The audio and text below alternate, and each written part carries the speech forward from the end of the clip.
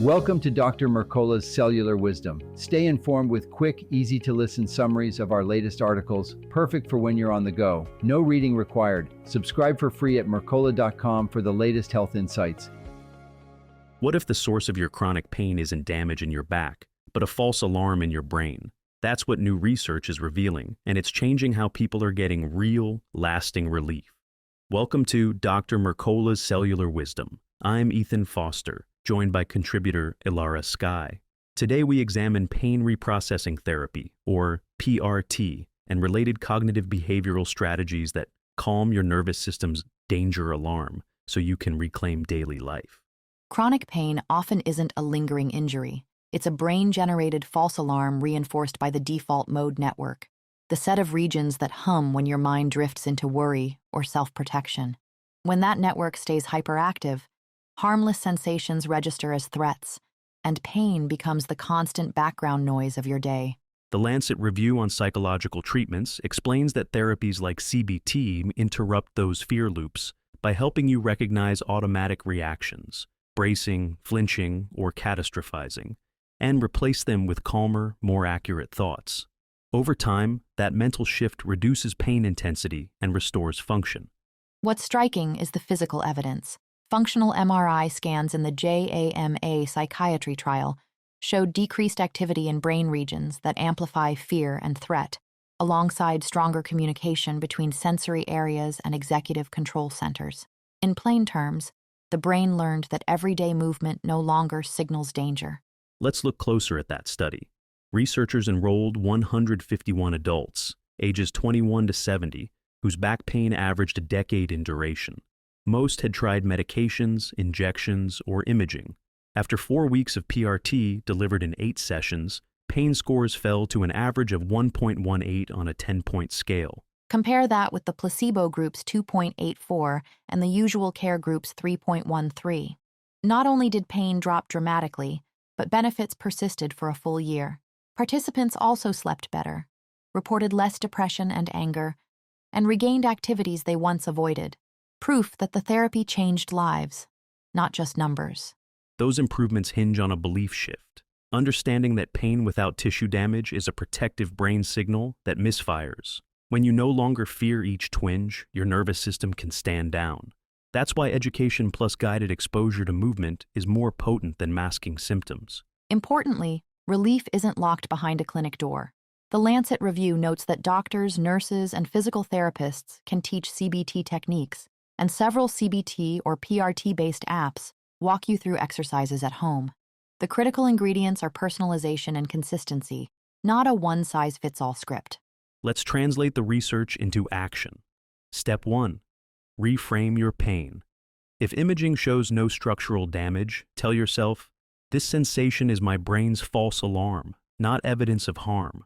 That message helped 2/3 of PRT participants move from near constant pain to near zero discomfort. Step 2. Interrupt the fear-pain loop. Notice when you tighten, brace, or predict disaster. Instead, speak gently. This hurts, but I'm safe. Each calm response teaches emotional centers to reduce urgency, dampening the alarm circuitry spotlighted in those MRI scans. Step 3. Practice reprocessing techniques daily. Mentally label spikes as non-danger signals. Visualize safe movement, and shift attention to neutral sensations like your feet on the floor. Guided apps can cue these drills first thing in the morning, during flares, and before bed.